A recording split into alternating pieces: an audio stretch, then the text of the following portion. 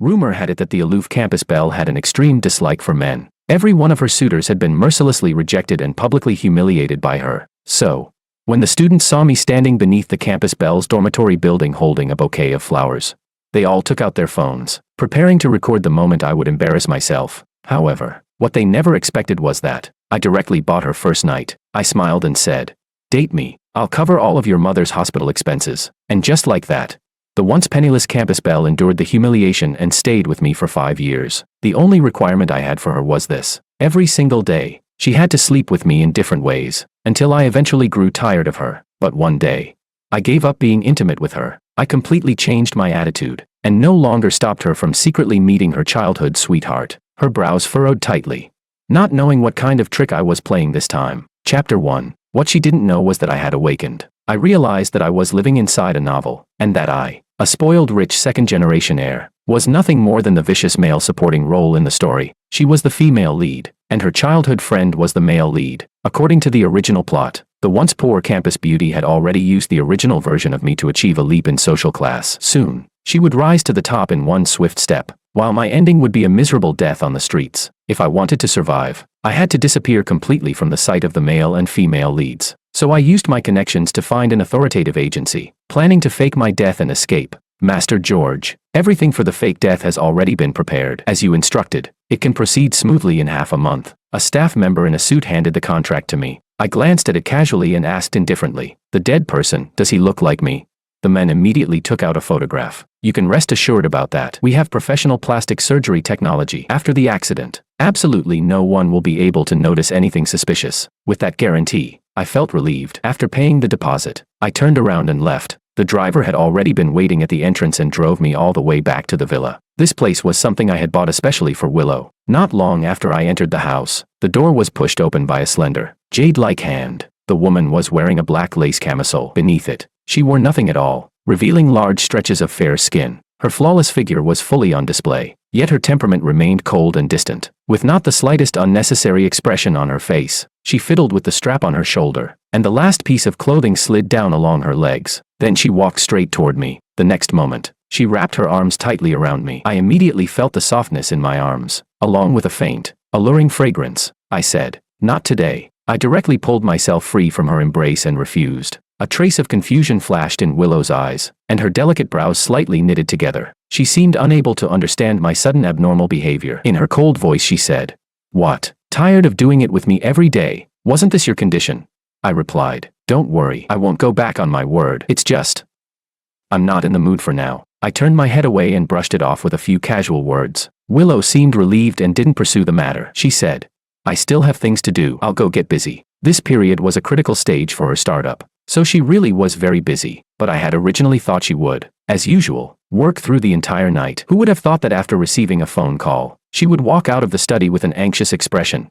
She said, "Since you don't want it tonight, I'm heading out." Her voice was as cold as ever, but this time there was a hint of urgency. Of course I knew Willow was going to see her childhood friend, Makoto. I didn't expose it and simply waved my hand indifferently. Seeing my reaction, she grew even more puzzled, but she had no time to think about it. As she brushed past me, I suddenly spoke. "Willow, you don't have to do this anymore in the future." She suddenly stopped. A trace of impatience had already appeared in her cold expression. I suddenly smiled and gave up explaining. "Go ahead," I said. When her figure finally disappeared, the empty room was left with only me murmuring softly, "You'll be free very soon. You won't have to force yourself like this anymore." As a domineering rich second-generation heir, I had done many outrageous things. The most unforgettable one was that I had bought a girl's youth with money. During university, Willow was the recognized cold and aloof campus beauty, the goddess countless boys dreamed about day and night. She kept everyone at a distance, yet I fell in love with her at first sight. After investigating, I learned that Willow came from a poor family. Her mother was seriously ill, and Willow lived frugally while taking multiple part-time jobs just to pay the medical bills. So I made a deal with her. For the sake of her mother, Willow had no choice but to agree to become my girlfriend,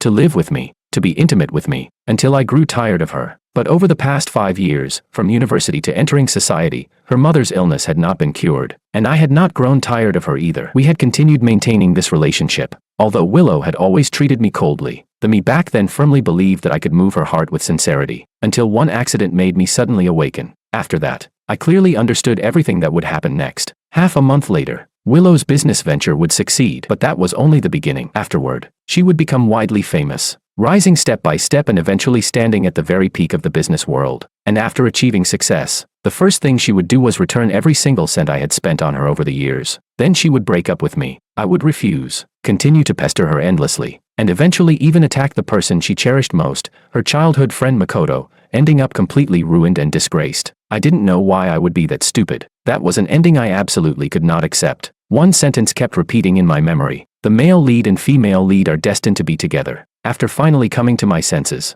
I made up my mind to change my ending. Between a future and a woman, I naturally knew which one to choose. Chapter 2. Willow did not return the entire night. The next morning, I woke up early and went downstairs to have breakfast. The villa was completely silent, with only the sound of me chewing slowly. After a while, the butler walked toward me. "Young Master Wong, all the servants have been dismissed. I'm also ready to return to the master." I nodded and handed him a letter. In the letter, I explained in detail my plan to fake my death, as well as my intention to hide my identity and live abroad under a different name. I told them not to worry. When the time was right, I would return. It wasn't that I hadn't considered taking them with me, but too many things were involved, and the family business was here. In the end, I had no choice but to give up the idea. Besides, it was also to avoid arousing Willow's suspicion. After that, I went to the hospital to visit Willow's mother. Although I had always been arrogant, I never acted superior toward her. I had always treated Willow's mother with great respect. Compared to Willow, her mother actually liked me a little more. "George, you and Willow aren't getting any younger. It's time for you two to get married." Hearing this, I couldn't help but shake my head and smile bitterly. How could we possibly get married? Having already known the plot of the original story, I understood long ago that Willow only loved Makoto. As the female lead, she was destined to be with the male lead, and I, George, was nothing more than an insignificant supporting character meant to bring them together. Seeing my silence, Willow's mother seemed to think the issue was with her daughter and quickly tried to comfort me. "Willow is just a bit stubborn. I know she's bothered by the impure reason you two got together in the beginning. It's something that still weighs on her mind, so she hasn't been willing to truly accept you." I didn't say anything. I only smiled faintly and then handed Willow's mother a card. "Auntie, please take good care of your health. When you have time, please give this card to Willow for me." The card contained a sum of money I had prepared years ago for her to start a business. Back then, I had been afraid of hurting her pride, so I kept hesitating and never gave it to her. Now that I already knew everything that would happen, I decided to treat it as a small form of compensation before I left. Willow's mother froze for a moment, as if sensing something unusual. "George, did you two have another argument?" "No, I just need to go on a business trip for a while." I shook my head and explained, but at that moment, a cold voice suddenly sounded from behind me. "Where are you going on a business trip?" I turned around in surprise, my gaze colliding with Willow's cold expression as she stood at the doorway. Beside her stood another man, Makoto. I shifted my eyes away and replied casually, "Just going out of town to manage some businesses my father handed over to me." Willow's brows relaxed slightly. She didn't continue questioning me and instead very naturally brought Makoto to sit beside her mother. Just like that, without anyone saying a word, I was squeezed into a corner of the room. Makoto smiled. "Auntie, please talk to Willow for me. I just had a drink, and she scolded me for over half an hour. She's way too strict with me." Makoto started complaining as soon as he sat down. "Did you forget the last time your stomach pain sent you to the hospital? You said you'd never drink again," Willow said. Although her tone carried a hint of reproach, her eyes were filled with tenderness. Makoto smiled helplessly and pouted slightly. Watching their harmonious atmosphere, I shook my head and laughed at myself. Scenes like this had appeared many times in my memory, but this time, my heart remained completely calm. There wasn't even the slightest trace of pain. I had already let go of all my feelings for Willow and decided to return her to the male lead. Willow's mother seemed to notice my awkward position. After glancing at her daughter, she spoke at the right moment. "George, Willow, help me wash some fruit." Since Willow's mother had spoken, neither of us could refuse, so we carried the fruit basket and left the ward one after the other. After only a few steps, Willow suddenly grabbed my hand. I was a little surprised that she would take the initiative to touch me, but in the next second, her cold voice echoed beside my ear. "Our relationship is nothing more than a transaction. Stop coming here to disturb my mother's peace." For a moment, I stood there stunned. This time, I didn't try to explain. I only let out a cold laugh. "Don't worry, this will be the last time." After saying that, I turned around and walked straight toward the restroom. If it were before, I would have waited for her and walked side by side with her. As Willow watched my back, a strange feeling suddenly rose in her heart. She realized that since yesterday, I had suddenly changed. Chapter 3. After washing the fruit, Willow and I returned to the ward. After chatting for a while, our group prepared to leave. "Willow, George, it's getting late. Let's go eat something," Makoto said first as soon as we stepped out of the hospital. Willow never refused Makoto's suggestions. As for me, perhaps she didn't want to make things awkward for him. Before I could even speak, she agreed on my behalf. When we arrived at the restaurant, Willow took the menu and ordered nothing but dishes Makoto liked. Maybe the difference between love and indifference is just that obvious. Even though I had asked her before to remember my preferences, perfunctory effort and genuine care were always completely different. But I had already expected this outcome, so I wasn't disappointed. I simply ate quietly. Soon after, the silence was broken by a ringtone. I picked up my phone and walked outside. Just as I turned my head, I noticed a pendant slightly exposed on Makoto's neck, and I froze in place. I asked, "Where did you get that necklace?" Makoto lowered his head and glanced at it, completely unaware of anything. "This, Willow gave it to me. I thought it looked nice, so she gave it to me." The moment I heard that, my expression darkened. That pendant was a gift I had spent a long time choosing. Something I gave Willow on the anniversary of our relationship. I had poured all my feelings into it, yet in her heart it wasn't worth mentioning. She had casually given it away to Makoto. A surge of anger rose in my chest, but when I thought of the plot of the novel, I quickly calmed down. Willow had always liked Makoto. Of course she wouldn't care about something that came from me. At this point, everything should simply follow its natural course. I composed myself and forced a small smile. "It's nice. It looks good." Makoto had probably expected me to get angry. Seeing how calm and indifferent I was, he seemed surprised. His gaze sharpened for a moment before he quickly stood up and served me a bowl of soup. "George, don't just focus on eating. This chicken soup is pretty good. You should try it." I hated chicken soup and immediately waved my hand to refuse. But Makoto suddenly twisted his wrist. The bowl slipped from his hand and crashed to the floor with a sharp shattering sound. Makoto looked aggrieved, his eyes reddening. Before I could even figure out what he was doing, Willow rushed over like a gust of wind, shielding Makoto behind her. Then she shot me an icy glare. "What are you trying to do?" Makoto stood beside her with reddened eyes, looking pitiful. "Willow, it's my fault for making George angry. I'm fine, my hand just got burned a little. It's okay. I didn't do anything." Hearing him twist the truth, I widened my eyes and tried to explain. But Willow didn't listen at all. She glared at me coldly, said, "Unbelievable," and turned around to leave. Over the next few days, Makoto discovered that this trick worked extremely well, so he kept framing me again and again. One day he claimed I had caused him to lose his job. The next day he said I was trying to blacklist him from the industry. He even said I had splashed paint on his house and turned his life into chaos. Willow finally couldn't take it anymore. When she returned home, she stormed over and grabbed my collar in anger. "If you have a problem, take it out on me. Why are you always targeting Makoto?" In the 5 years we had been together, Willow had always been cold toward me. Today was the first time I had seen any other emotion in her eyes, and it was for Makoto. I frowned. "I haven't targeted him. None of those things have anything to do with me." I pushed her away, my tone calm. "Who else could it be if not you?" She snapped. "You're someone who could even buy a girlfriend with money. What wouldn't you do?" Then she continued coldly. "Let this be the last time. You've already taken everything from me. Can't you at least leave the most important person in my life alone?"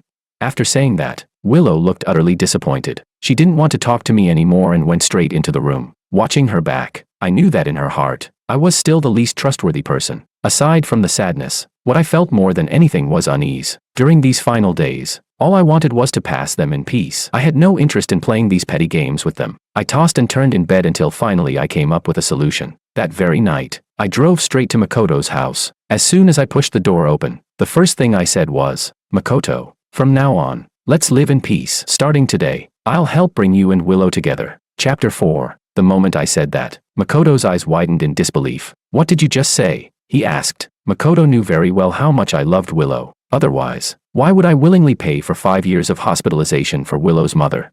And even after being met with Willow's cold attitude again and again, I still stayed by her side willingly. Yet now, I had come to him on my own initiative and was even planning to bring the two of them together. Facing his confusion, I shook my head. "I'm sincerely making peace with you. You don't need to keep scheming against me with those little tricks anymore. My time is limited. When the time comes, I'll leave Willow. You won't need to treat me as a romantic rival." I spoke seriously, without the slightest hint of deception. Makoto still didn't believe me. He suspected it was another one of my schemes. I didn't care whether he believed me or not. I had already started putting my plan into action. The next day, when Willow was about to leave the house, I stopped her and handed her a ticket to a concert. "I bought tickets for tonight. Come with me." She frowned. "I'm busy with work every day." Her eyes were cold. Just as she finished speaking, I interrupted her. "Back then we agreed that aside from spending time with me every day, you can't refuse any of my other requests." With a single sentence, I blocked all the words she wanted to say. Willow frowned, took the ticket, and left. Her departing steps gradually quickened. Watching her figure disappear, I took out my phone and called Makoto.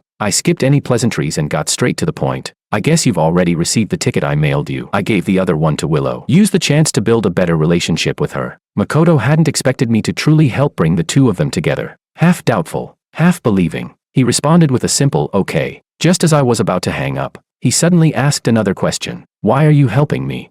The question reached my ears. After a long silence, I chose not to answer. You don't need to know, I said. Just follow our agreement. I'll help bring you two together. Just stop framing me. After hanging up, I stared absent-mindedly at the phone screen as it slowly dimmed. I never intended to help Makoto. The one I was helping was myself. Besides, Willow liked Makoto. All I was doing was accelerating the plot and leaving myself a path to survive. As night fell, I received a message from Makoto. It was a photo of the two of them. Makoto was looking at the camera. Willow was looking at Makoto. In her eyes were tenderness and sweetness, an expression that had never once appeared when she was with me. I kept scrolling through the photos. In one of them, the background seemed to be a restaurant. On the table were neatly peeled shrimp shells and shrimp meat piled in front of Makoto. Thinking back over the years, whenever shrimp was served, I had always been the one peeling it. After pondering for a long time, I finally replied with a message. You two look great together. Makoto had assumed I must have some hidden motive for doing all this. That was why he sent those photos, to provoke me. But when he saw my blessing, he became completely confused. The typing indicator flickered for a long time. After rewriting the message countless times, he finally sent one sentence. You really mean what you said? You're helping bring Willow and me together. This time, I didn't hesitate. Yes, I replied. From now on, Willow would be yours. I had originally thought Willow would return home happy, but when she pushed open the door, she still looked just as cold as before. There was even a hint of anger hidden in her voice. What are you trying to do? She asked. I don't understand what you mean, I replied, confused. Before explaining, something came up for me at the last minute, so I gave the ticket to Makoto. After that, I asked, how was today? Was the concert good? If you didn't enjoy it enough, I still have more tickets. You two can go again. Willow couldn't figure out my intentions. She stared at me for a long time. Meanwhile, I looked back at her with complete sincerity, as if I really had been too busy to go and had simply given the ticket to Makoto. In the end, she was the one who gave up. Without another word, she turned and walked into the bedroom. Chapter 5. This first success created many more opportunities for the two of them afterward. For example, one time Willow and I went to a restaurant together. We had just sat down when Makoto suddenly appeared in front of us, looking delighted. Willow, what a coincidence. Before he could even say much, a waiter walked over. Congratulations to the two of you. Today is our restaurant's anniversary. You are the 520th couple to dine here today. Your meal will be completely free, and we'll also give you a pair of couple rings and take a commemorative photo for you. The moment the waiter finished speaking, I immediately stood up. My stomach suddenly hurts. I'm leaving first. Seeing me stand up, Willow was about to follow, but I quickly turned around and looked at her. Don't waste a winning opportunity. Willow, you and Makoto should go. Without waiting for Willow to react, I had already walked quickly out of the restaurant. Only Willow, still standing there in confusion, and Makoto, excitedly pulling her to collect the rings and take photos, remained. There were other times as well. For instance, during a gathering with friends, I insisted on bringing Willow along. When we arrived, we discovered Makoto was there too. When the gathering ended, I deliberately pushed Makoto toward Willow. It's getting late. I still have something to do. I'm not comfortable letting Willow go home alone. Brother, could you drive her back? Oh, right. No need to rush home either. She's had a bit too much to drink, so please take good care of her. The moment I finished speaking, I stuffed the car keys into his hand and walked away. After several similar situations, Willow began to sense that something was wrong, because she kept running into Makoto at different places and at all kinds of times. And every time, I would leave, intentionally creating opportunities for them to be alone. It almost felt as if I was trying to push her toward Makoto. A few days later, Willow returned home very late after working overtime. She saw me lying on the bed and assumed I was asleep, so she quietly went straight into the bathroom. The sound of rushing water soon filled the room. Suddenly, I opened my eyes. Glancing at the tightly closed bathroom door, I quickly grabbed my phone and sent a message. Come to my house immediately. 15 minutes later, Makoto knocked on the villa door. I opened it quietly and handed him a set of pajamas. Change into this and go to the master bedroom. Hearing my words, Makoto looked at the rather revealing pajamas and seemed to realize something. He became extremely nervous, as if his heart might jump out of his chest. I urged him again before he finally snapped out of it. He went upstairs, changed clothes, and lay down on the bed. Just as Makoto settled onto the bed, the bathroom door opened. Wrapped in a bath towel, Willow walked out. She raised her head and looked toward the bed. When she saw the figure lying there, she froze for a moment, perhaps remembering that we hadn't fulfilled our agreement for quite some time. She walked forward without hesitation. Naturally, she wrapped her arms around the person from behind. Her voice carried a faint hint of softness. My special period is over. Before Makoto could react, he suddenly felt warm breaths against the back of his neck. Each breath brushed against his skin, and a soft hand wrapped around his waist. The warmth of her body made him tremble uncontrollably, and his breathing gradually grew faster. A soft laugh came from behind him. Gentle kisses fell on his neck and behind his ear. Makoto could hardly endure such teasing and let out a muffled groan. The moment she heard that sound, Willow's movements froze. She abruptly pulled back, staring in shock. Makoto. In the living room, Willow sat on the sofa while Makoto sat beside her wrapped in a blanket, looking extremely embarrassed. Her face was dark as she stared directly at me. Why is Makoto here? I hadn't expected her to discover the situation so quickly, and I felt a bit guilty. Still, I answered casually. There was a power outage in his neighborhood, so he came here to stay for the night. She continued questioning. Then why was he sleeping in the master bedroom?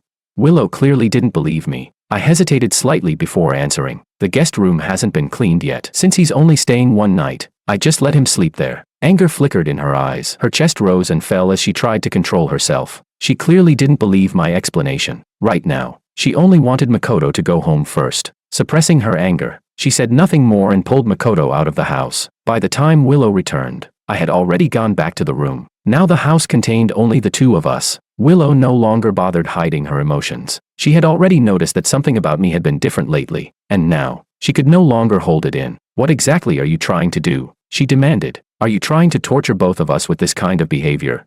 Her blunt accusation left me stunned. I had never imagined she would think of me this way. I just wanted you to, I began. I was about to reveal everything, but fortunately my reason pulled me back before I could say it all. Her gaze grew darker. What do you want? She pressed. Go on. Finish what you were saying. Chapter 6. After a long silence, I spoke again, but I did not answer her question. Instead, I said, isn't this exactly what you wanted?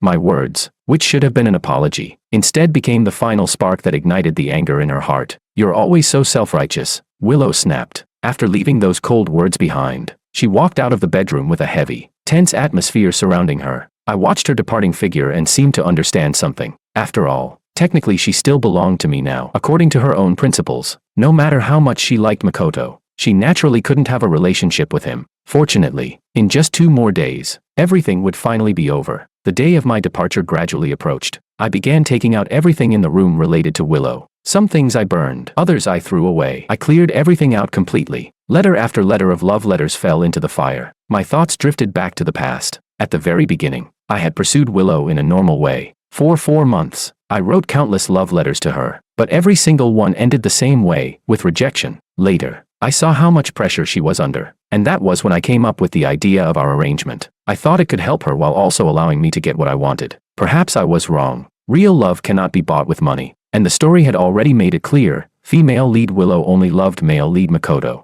Thinking of this, there was nothing left worth holding on to. Without hesitation, I threw the final letter into the fire. At that moment, the front door opened. Willow had just come home. The moment she looked up, she saw the envelope I had just thrown into the flames. Although she had never read the contents, she recognized the appearance immediately. I had once personally handed those letters to her, and she had rejected them without hesitation. Her heartbeat seemed to skip, and the question slipped out before she could stop herself. What are you doing?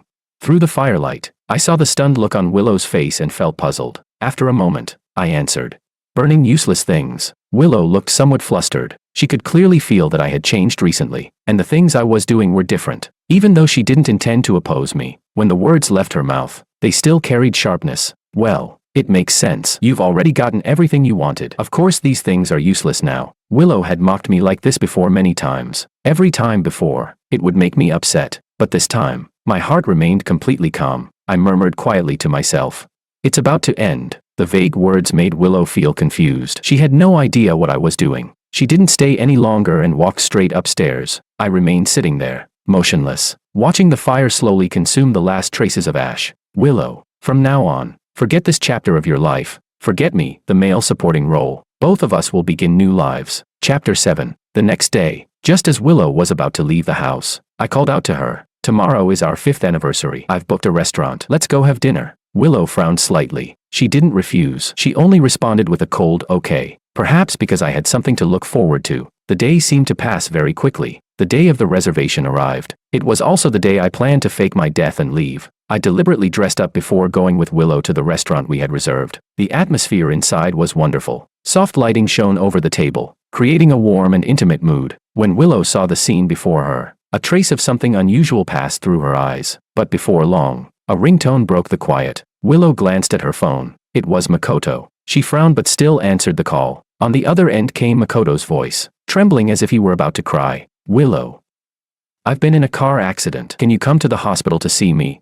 The moment those words were spoken, Willow's brows furrowed even deeper. She turned to look at me. I also put down my knife and fork. I heard that. I said, do you want to go? This time, she didn't hesitate. She nodded. We can celebrate the anniversary any day. Makoto needs me more. I didn't say anything else. I simply looked at her. Her heartbeat seemed restless. She had always been calm, but this time she appeared unusually anxious. Then she added, we'll make up this anniversary another time. The moment she finished speaking, she grabbed her phone and hurried away. Watching her anxious back as she left, I didn't try to stop her. After a long while, I murmured softly, Willow, there won't be a next time. I finished the meal alone. Outside the window, the sky gradually darkened. Then my secretary entered the restaurant. Boss, everything is ready. Hearing the voice, I didn't turn around. I simply responded with a faint Standing up, I gave one last glance at the place that had once held so many memories between Willow and me. Then I walked away, heading straight for the airport. Willow, this time, I will personally send you back to the male lead who belongs to you, and I will permanently exit your world. Chapter 8. Willow returned to the villa 2 days later. She carried a faint smile. Makoto's injuries had improved. The project she had worked on for so long had succeeded, and she had finally established herself through her own efforts. She was no longer the poor student who had once sold herself to pay for her mother's medical bills. She brought the bonus from the project with her, intending to return the money to me when she saw me. Once our debts were settled, she would finally be able to stand tall in front of me. But when Willow pushed open the door, the house was empty and silent. I had always waited for her in the living room whenever she came home, but this time, there was no sign of me. Thinking of my strange behavior recently, a faint unease began to rise in her heart. Unsure of what to do, she picked up her phone to send a message. But on the homepage, a news alert suddenly appeared. 2 days ago, a car explosion occurred in the outskirts. One person was seriously injured and later died after unsuccessful emergency treatment at the hospital. Police have confirmed the identity of the deceased as George Wong, the only son of the Wong family, the wealthiest family in Z City. The short piece of news struck Willow like a bolt of lightning. She couldn't believe it. Frantically, she began scrolling through the photos, as if trying to find proof that the body in the report wasn't George. But the more she looked, the more terrified she became. The body's build and clothing were exactly the same as George's. He was dead.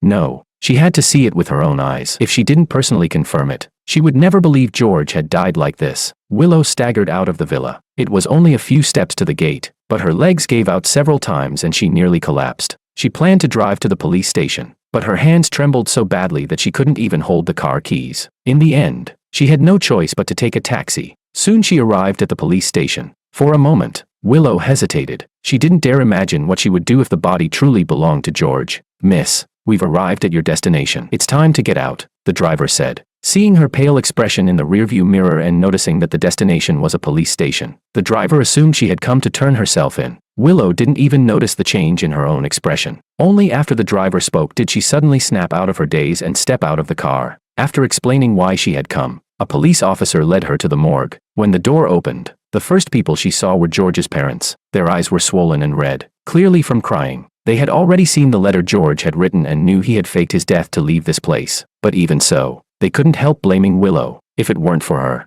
George would never have needed to go as far as faking his own death. The moment Willow saw them, her heart collapsed into despair. She could no longer take another step forward, nor did she dare to look at the body lying just a short distance away. Chapter 9. George's ashes were originally taken away by his parents for burial, but Willow intercepted them halfway and took them for herself. At first, George's parents came to argue with her about it. Yet no matter what they said, Willow refused to give them back. Every time they demanded the ashes, she would respond with the same sentence. If you want to take them back, then I'll only give them up when I die. Willow moved out of the villa where they had once lived. While packing her belongings, she discovered something strange. Everything that once represented the memories between the two of them had disappeared. Thinking back to George's strange behavior before his death, although the accident had officially been ruled an accident, she stubbornly believed it couldn't have been. It had to be planned. That was why George had refused any intimacy with her. That was also why he had kept pushing her toward Makoto. Inside the room, Willow sat on the floor, hugging the urn tightly. Empty bottles lay scattered beside her. Her eyes were filled with regret and sorrow as she mocked her own behavior toward George in the past. From the very beginning,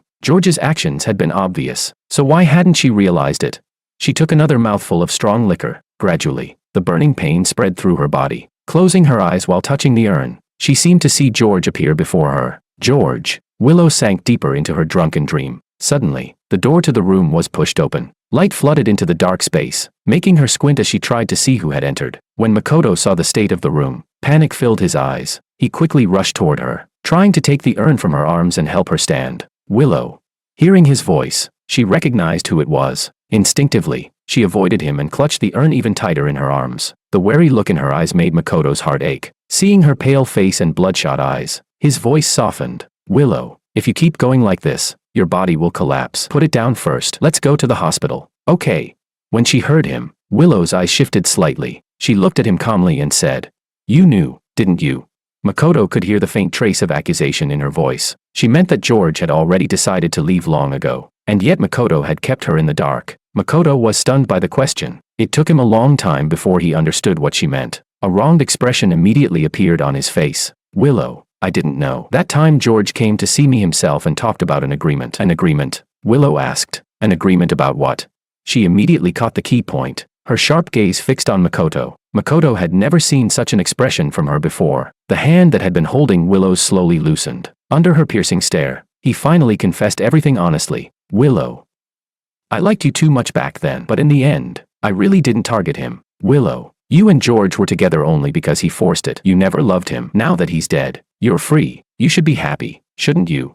The moment he finished speaking, Willow slapped him hard across the face. She screamed, "Who told you I didn't love him?"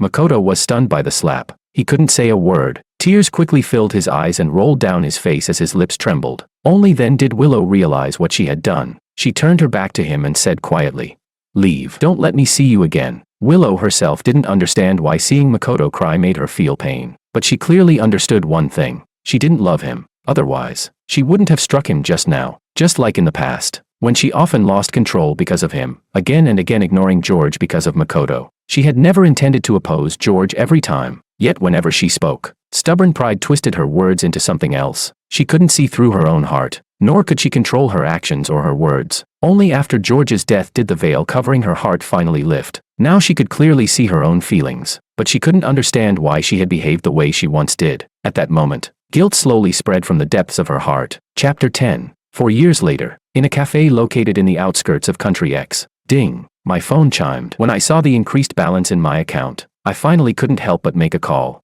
"Mom, Dad, I know you're worried about me. I'm doing well. I opened a cafe near the school, and the income is stable. Please stop worrying about me so much." I sighed helplessly. 4 years ago, I changed my name to David and came here. My parents had been worried that I wouldn't be living well, so over the years they transferred countless amounts of money to me. In the end, I simply used the money to open a cafe. After all this time, life has been peaceful and comfortable. Although I live in Country X, I have still been paying attention to the news back home. I know everything that happened over the past 4 years. Willow's mother passed away. It happened just one day before Willow became a rising star in the business world. It was a pity that I couldn't see her one last time. After all, I couldn't reveal myself. Willow was excellent, just like the original plot had written. I had gradually reduced all contact with people back home. If she discovered that I was still alive, all my efforts would have been wasted. The only thing that puzzled me was this. According to the original story, she should have already been with Makoto by now. But the information I heard was that she had remained single for 4 years.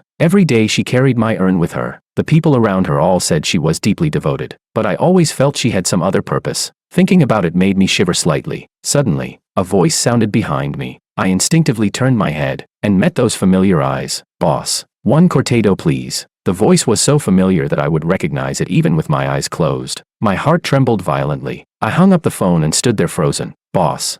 Willow deliberately raised her voice and called again. I hurriedly ended the call, a trace of regret rising in my chest. I had always known that if I kept contacting people back home, sooner or later she would discover I wasn't dead, but I never expected she would find out so quickly. It completely caught me off guard. I forced myself to stay calm and pointed at the sign hanging nearby. "We're closed today, no customers." Willow let out a soft laugh and picked up the sign, turning it toward me. The bold words "open for business" appeared right before my eyes. She said, "Doesn't a closed sign need to be facing the customers to count?"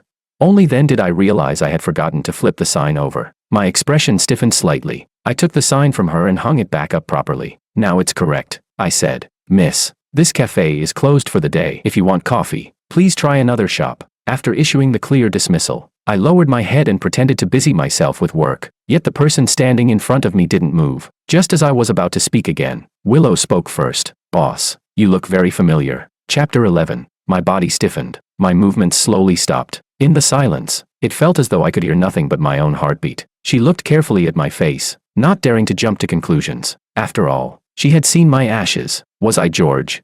Or just someone who happened to look similar? To dispel her suspicion, I joked lightly. Miss, don't you think that kind of pickup line is a little outdated?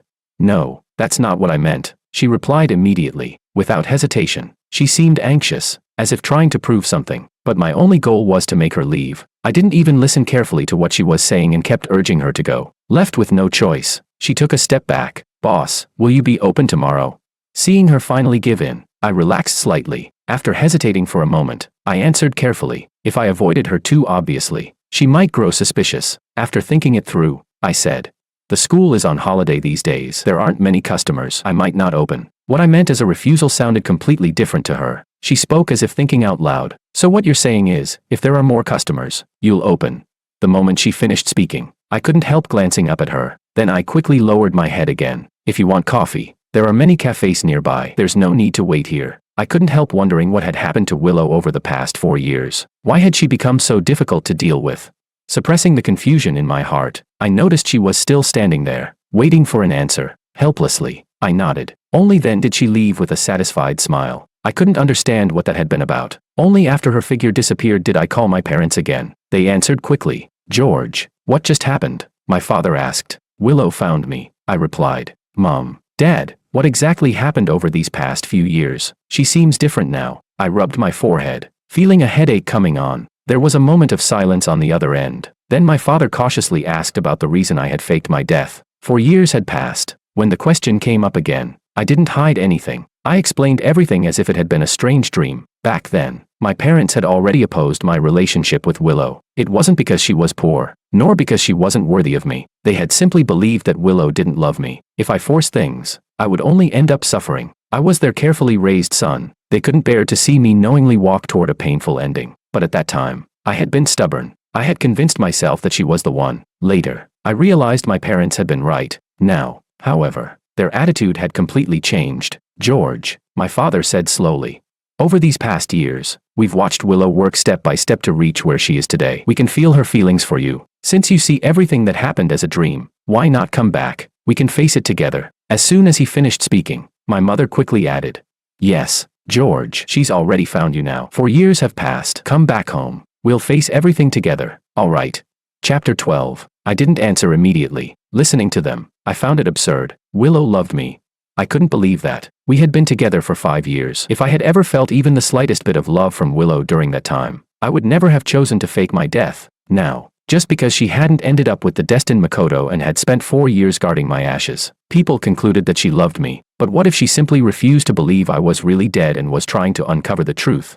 And once the truth came out, wouldn't she still return to Makoto?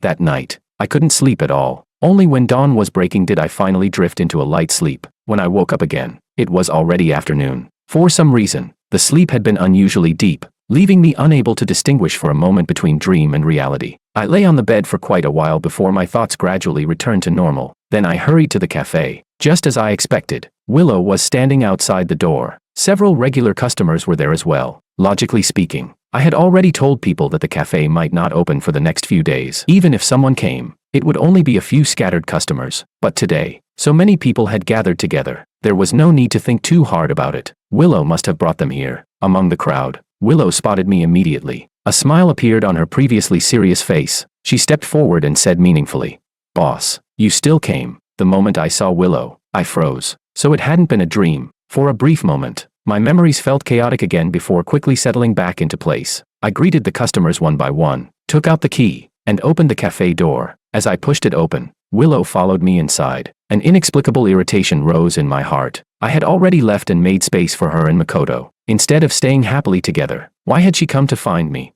The cafe soon became lively. While making coffee, I began to feel something strange. Ever since Willow appeared, my memories had been confused for a moment. It almost made me forget that I had faked my death. Fortunately, the strange feeling didn't last long. In the end, I confirmed the source of it. Willow. She sat at the bar and ordered a cortado. The coffee was simple and quick to make. I finished it soon and handed the cup to her. Your coffee. She took the cup but didn't drink it. Instead, she stared straight at me. My name is Willow. Nice to meet you, Miss Liu, I replied calmly, as if I truly didn't know her. My reaction clearly tested Willow's patience. Before coming to Country X, she had already investigated everything. About a month and a half ago, she noticed something strange about the Wang family. When she first saw George's parents at the police station, she didn't sense the grief of parents who had lost their son. At first she thought they were simply hiding their sorrow. But a few days ago, she discovered that the Wang family had been regularly transferring money overseas. It seemed they were hiding a secret. George, David, similar face, similar build, similar age. One person disappeared, another appeared. If one similarity was coincidence, then so many similarities together formed the final answer. She spoke with certainty. George, how long are you planning to hide? Chapter 13. I raised my head and looked at her, confusion in my eyes. Miss Liu, you've mistaken me for someone else. My name is David. You can also call me Davy. I firmly refused to admit it. What could she do if I simply denied everything? That former identity had already died 4 years ago. The only person who existed now was David. Willow let out a laugh of disbelief. David, an orphan who came here 4 years ago to look for a relative. Supposedly you have a close relative here. Yet that person isn't even from this country, and no one has ever actually seen them. And over the past few years, you've maintained close contact with the Wang family, the wealthiest family in this country. They transfer money to you every few months. Can you explain that? Hearing her words, I swallowed. She had investigated this thoroughly. When we were together, she had never been this attentive toward me. Yet now that I had changed identities, she had dug into everything about me. My temper flared, and my tone grew sharp. Miss Liu, we have no grudge between us. Yet you're investigating me. Who I associate with is none of your business. Willow was momentarily speechless. After a pause, she said, the Wang family once helped me. Your behavior is suspicious, and you've taken so much money from them. Who knows what your intentions are? She thought that would force me to admit something, but I glanced at her and asked calmly. Even if I did have ill intentions, that would be a matter for the Wang family to deal with. It's not your place. What right do you have to question me? As a friend of Uncle Wang and Aunt Wang, or as the woman who was kept by their late son? The words struck Willow like a blade. Her eyes instantly turned red. Pressing her lips together tightly, she shot me a fierce glare and turned to leave. Her departing figure carried a cold, lonely air. My lips moved slightly. I knew what I had just said was too harsh, but in the end, I still didn't call out to stop her. During the 4 years we had been together, Willow had always believed that about herself. She had said those same words many times. So why was she pretending to look pitiful now? And besides, I knew that since Willow had already found me, she wouldn't give up just because of today. If I wanted peace now, the only option was to move somewhere else. It was a shame about this cafe. It had accompanied me for 4 years. Now Willow's appearance had disrupted everything. I walked to the entrance to make sure Willow wasn't lingering outside. Instead of going home, I locked the cafe and slowly went upstairs. After entering the small resting room, I lay down on the bed. Even then, I still couldn't understand why she was doing all this. Was she trying to take revenge on me for buying her? But I had also compensated her, and she had agreed to the arrangement in the first place. It had been mutually beneficial. No matter how much she hated me, the moment I died should have settled everything. I couldn't understand it, so I stopped thinking about it and drifted into sleep again. Outside the cafe, just as David had expected, Willow hadn't left. She sat in her car, her heart filled with conflicting emotions. Kept woman. Was that really how he saw her in his heart?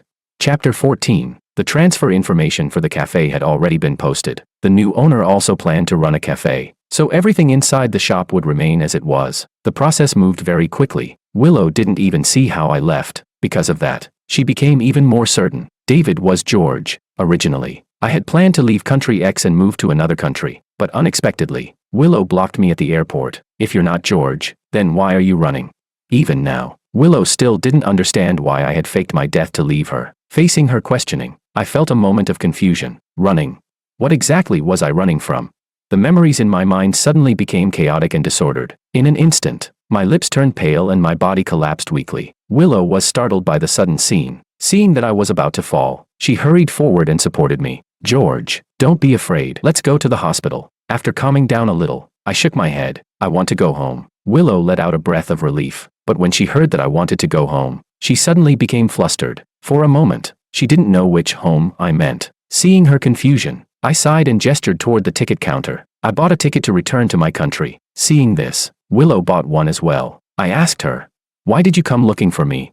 On the plane, I stopped hiding the truth. I had already accepted that Willow had discovered my identity. There was another reason I decided to return home. From the moment Willow appeared again, my memories had started to reorganize themselves. I was afraid I might truly forget who I originally was, afraid I might forget everything from before, and the parents who had always worried about me. Willow looked at me but didn't answer. Instead, she asked the question that had troubled her for a long time. "Back then, why did you choose to leave in that way?"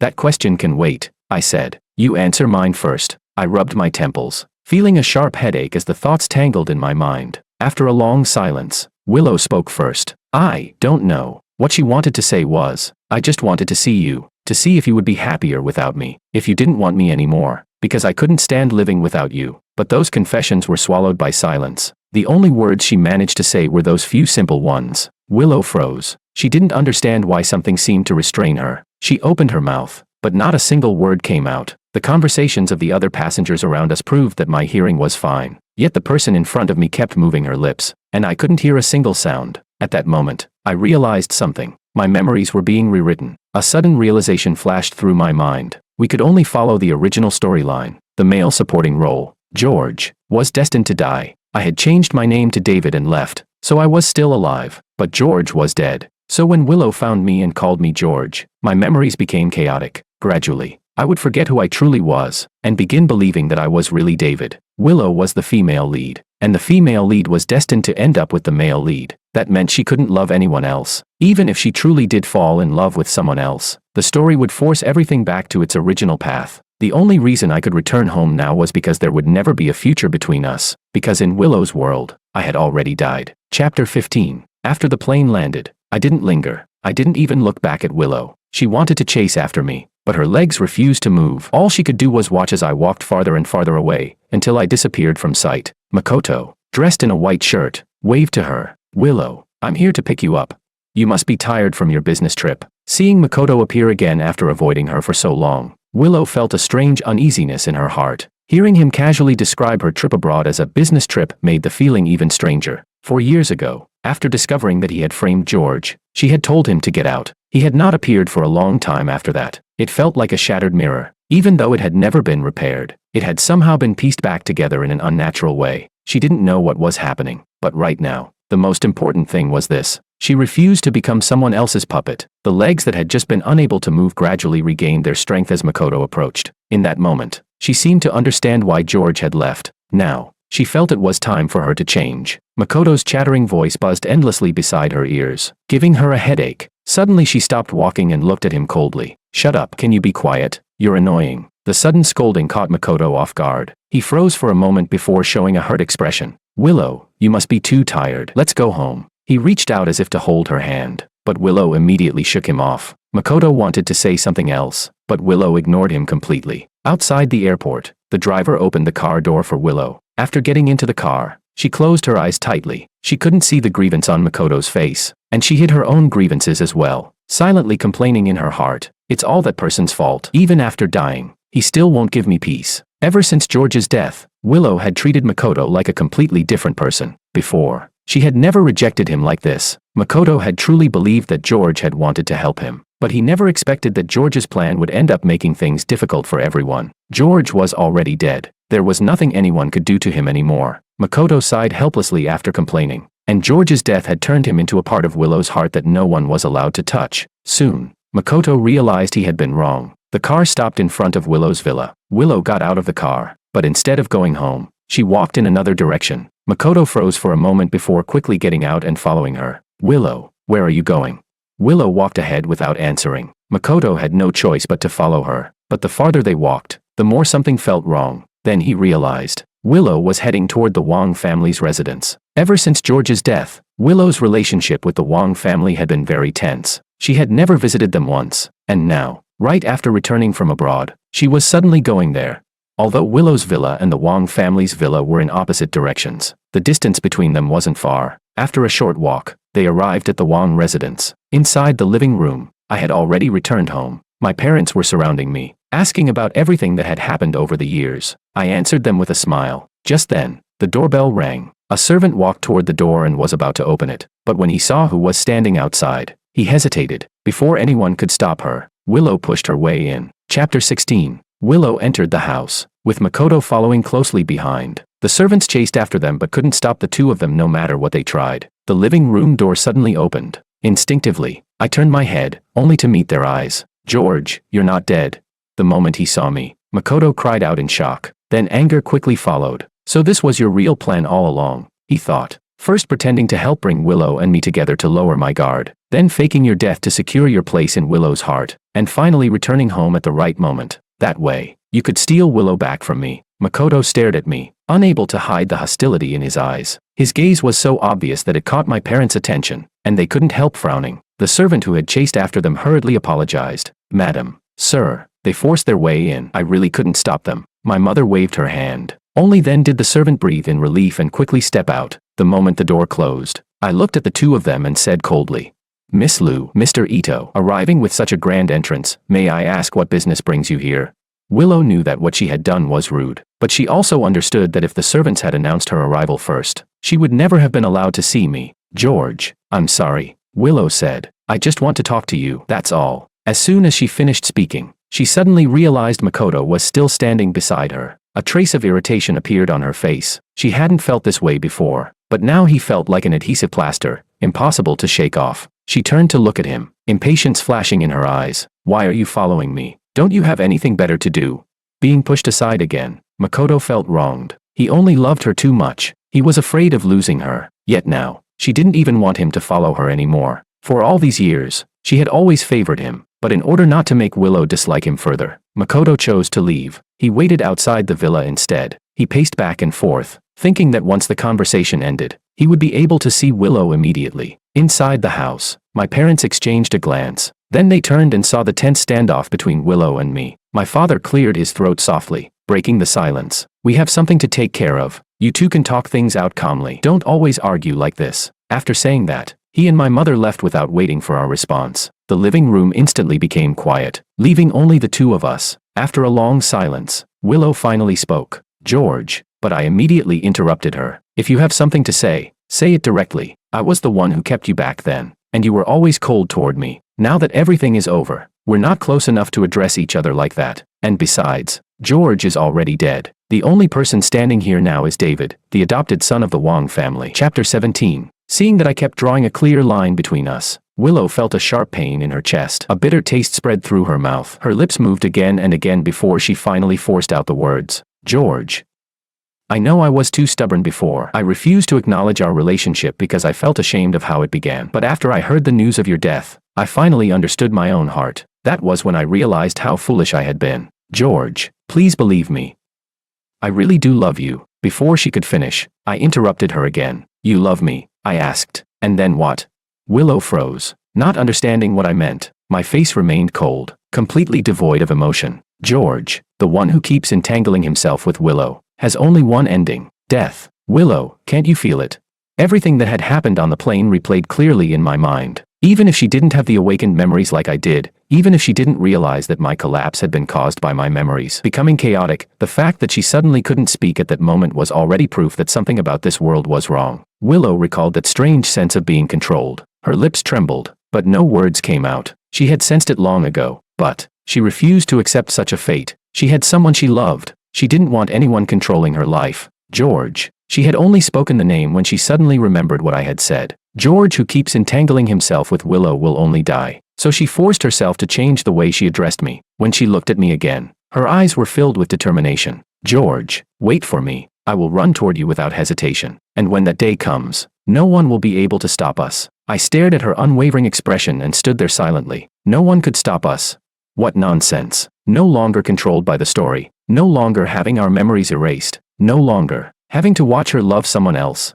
All this time, I thought I could accept such an ending. But hearing Willow say those words stirred a faint spark of hope deep inside me. After speaking, Willow turned and left. I lowered my head slowly, a trace of melancholy filling my heart. "But Willow, I waited for you for so long. How can I be sure that you truly love me, and that this isn't just obsession mistaken for love? Why have I never once felt your love?" I murmured quietly to myself. Outside the room, my parents noticed that things had gone silent and peeked inside. Seeing my lonely figure, their hearts ached. They hurried over to my side and asked gently, "George, what's wrong? Did you two argue again?" At first I only felt a little lost, but when I heard my mother's concerned voice, I could no longer hold back my emotions. I buried my head and began to cry. My parents didn't understand what had happened. They wanted to comfort me but didn't know where to begin. The two exchanged a helpless glance before awkwardly trying to soothe me. After thinking for a moment, I looked up with tears still on my face and asked, "Mom, Dad, what if the dream I told you about is real?" They suddenly understood. So the reason I was so upset was because of that dream. For a moment, they almost found it a little amusing. Because of that dream, I had faked my death, run abroad, and lived alone for 4 years. That alone was already unbelievable. Now that I had finally returned, I was still troubled by the dream, but when they looked at my tearful face, their expressions became serious again. "George, don't be afraid," they said gently. "No matter what happens, we will always be with you. Mom and Dad will always love you." Chapter 18. After Willow walked out of the house, she saw Makoto returning from the garage. The moment their eyes met, Makoto's heart tightened. She shouldn't have noticed anything, right? He thought to himself. Just as the thought crossed his mind, Willow narrowed her eyes and looked him up and down. "What were you doing?" she asked in a low voice. Makoto replied quickly. "What could I be doing? I was bored, so I just walked around." He nervously scratched his head and waved his hands, trying to deny everything while quickly changing the subject. "Willow, are you done talking? It's getting late. Let's go back." When the topic turned to David, Makoto hesitated. Back then, he had seen George's body with his own eyes. Although the face had been badly damaged, he would never forget that face. It had been George. So who was the person in that villa with the same face as George? It couldn't be a ghost, or someone who had come back from the dead. "Willow, didn't George die 4 years ago?" Makoto asked cautiously. "Then who was that just now?" Willow glanced at him and walked forward. When she noticed him following again, she spoke with a warning tone. "He's not George. He's David, the adopted son of the Wong family." "Makoto, put away your little schemes. If anything happens to him, forget the Wong family not letting you go. There are things I'm capable of doing too." Makoto immediately shook his head and forced a smile. "Willow, I'm not that kind of person. I would never do something like that." Willow didn't answer. She simply kept walking. Makoto followed closely behind her, while another thought quietly formed in his mind. Adopted son. That only strengthened his suspicion. The same appearance, the same age, even the same surname, all connected to the Wong family's son. Who would believe there wasn't something suspicious about that?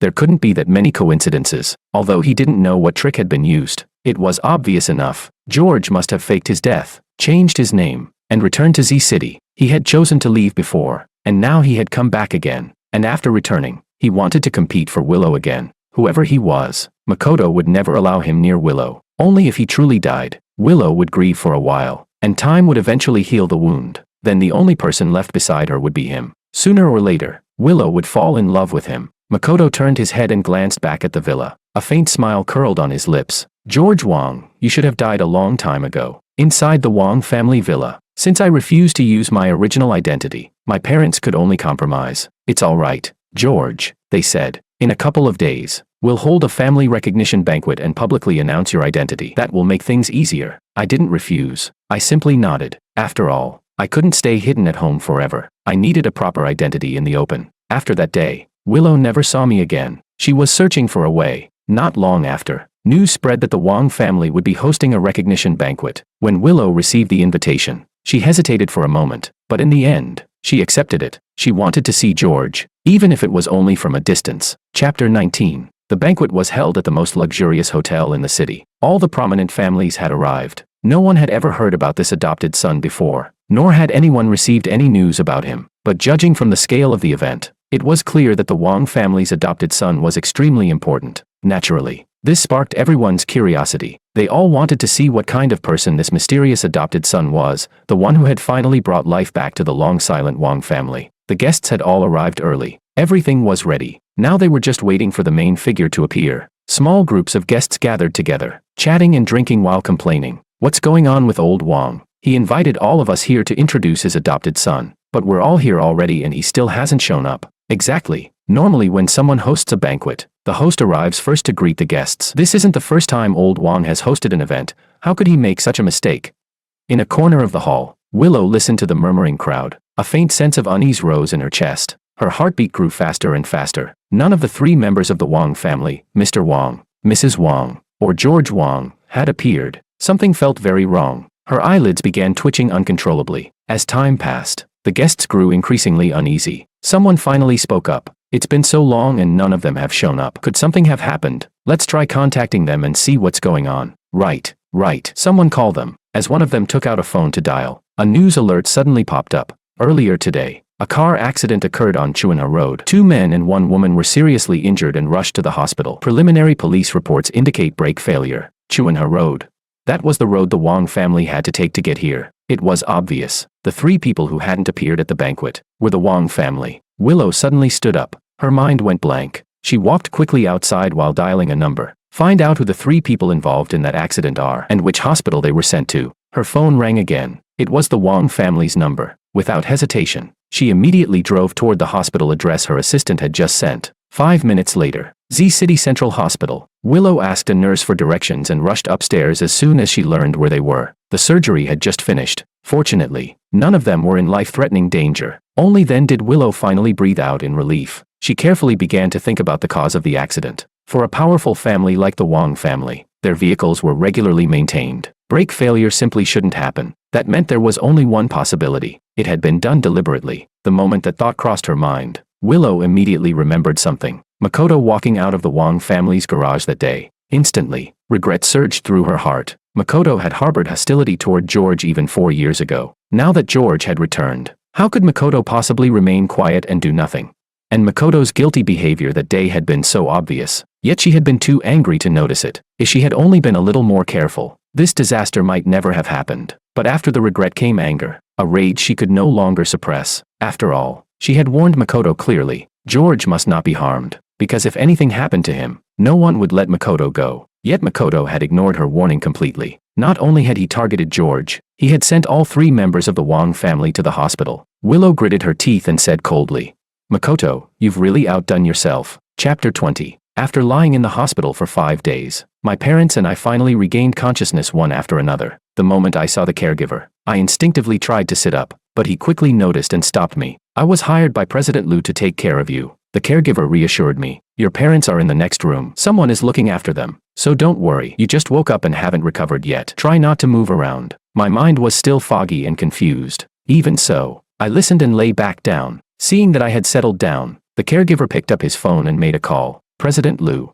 Mr. Wong has woken up." Inside Willow's villa, there was a small storage room. It was narrow and dark. Even the small window that once allowed light in had been sealed shut. The clutter inside had been cleared away so that Makoto couldn't use anything to escape. Makoto's hands were tied, and a cloth was stuffed in his mouth. His lips were cracked and covered in dead skin. Barely conscious, he lay miserably in the corner. Summoning the last of his strength, he crawled toward Willow. His eyes were filled with helpless pleading as he looked up at her. After hearing the caregiver's report, Willow hung up the phone. She turned to look at Makoto and curled her lips into a faint smile. "Makoto, you should feel fortunate. George and Uncle Wong and Aunt Wong have all woken up." After saying that, she walked out of the storage room. She personally locked the door before leaving for the hospital. Inside the room, the last trace of light disappeared with the turning of the lock. Makoto was completely swallowed by darkness, fear, helplessness, hatred. Makoto and Willow had grown up together. Aside from Willow's mother, he had always been the only person Willow willingly accepted. George had always believed Makoto was the most special person in Willow's heart. Later, in order to save her mother, Willow became George's woman. Even then, between the 2 men, Makoto was still the one Willow cared about the most. But Makoto had always been jealous of George. He had accompanied Willow for many years yet never became her boyfriend.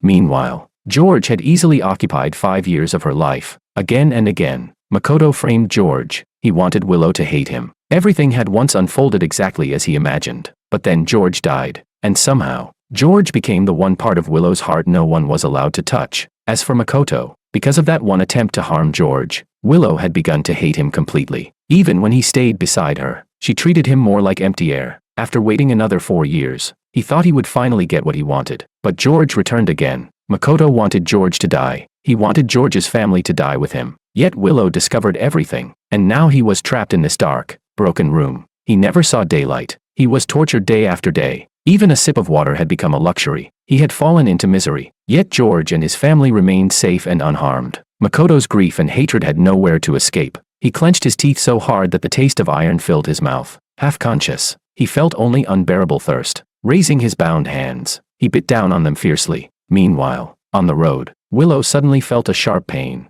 Her hand loosened. The car instantly lost control and crashed toward a tree. A harsh screech echoed through the air. Because of the impact, her head slammed against the steering wheel. Her consciousness blurred. She heard the sound of glass cracking, and something that sounded like drops of blood falling. Am I going to die? At the moment her consciousness faded, a voice sounded beside her. Warning, the male lead and female lead are in danger. Vital signs are weak. The world will collapse. Male lead, female lead. Who was speaking? What did it mean? Was it just a hallucination? Before she could think further, Willow lost consciousness. Chapter 21. When Willow woke up, she found herself in a space filled with floating code. Lines of code drifted through the air. She tried to reach out and touch them, but her hand passed straight through. Suddenly, a faint ring of light floated above her head and began scanning her. One exclamation mark appeared after another. Data anomaly detected. Reset required. Reset initiating.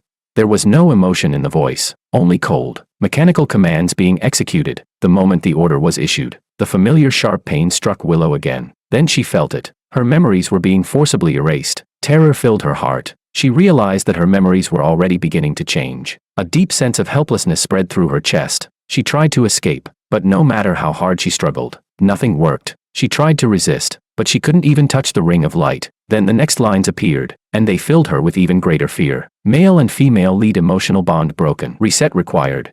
Female lead developing feelings for male supporting role. Reset required. Female lead intends to kill male lead. Reset required.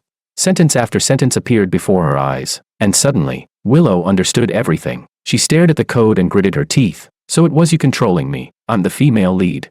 And the male lead you're talking about is Makoto. And the male supporting role is George. For a moment, the system seemed to freeze after hearing her words. Then it spoke again. I am responsible for maintaining the operation of this world. I do not answer questions. But that response had already confirmed Willow's guess. She felt it was absurd. Her entire life had been controlled. Suddenly she remembered the words she had heard just before losing consciousness. Warning, the male lead and female lead are in danger. Vital signs weak. The world will collapse. So it hadn't been a hallucination. All of them had been in danger. And because the world could no longer continue normally, she had been pulled here for inspection. Thinking of this, Willow's eyes flickered. She had originally believed that George escaped control by faking his death. She had even considered doing the same. But before she could find the right opportunity, that opportunity had come to her. If death could cause the world to collapse, and if this system only cared about whether the world continued functioning, then she had a chance to negotiate. So she said firmly, "Let me go. I don't want to be your female lead. I just want to be with George." Willow's breathing became hurried. She feared the system might forcibly reset her memories. If she forgot George, if she became nothing more than a puppet controlled by someone else,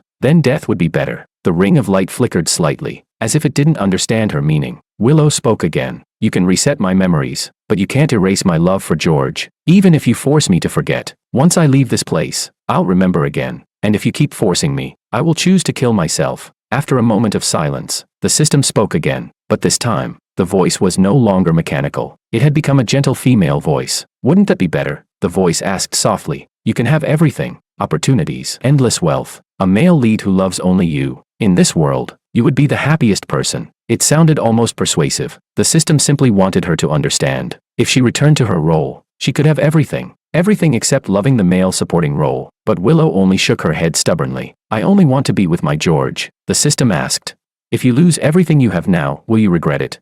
The system didn't understand human love. From its perspective, the role of female lead was clearly the better choice. Willow nodded firmly. "I won't regret it." The system continued. "But he is destined to die. The purpose of the character is to reunite you with the male lead. In the end, he will inevitably die at the male lead's hands." Those words stabbed into Willow's heart. For a moment, she felt lost. Even after faking his death, would George still face that ending? The system watched her reaction with satisfaction. Although it had no visible expression, the way the ring of light spun revealed its excitement. It had existed in this space for countless worlds. To it, George was merely a minor character. But suddenly, the spinning slowed. Willow's intention was clear. She didn't want to be the female lead anymore. The data had already become chaotic. After quickly examining the state of the world, the system decided to stop testing her. It spoke again. "Well then, didn't George already die 4 years ago?" The moment those words ended, Willow suddenly understood. So when George said he was destined to die, that was what he meant. Then the system continued.